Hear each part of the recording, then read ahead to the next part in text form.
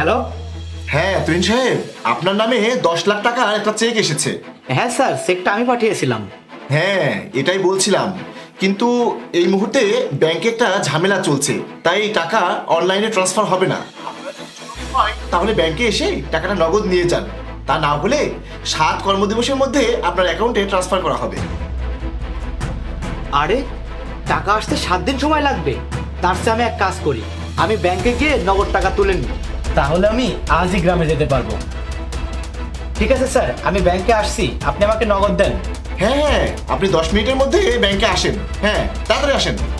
ঠিক আছে স্যার, আমি আসছি।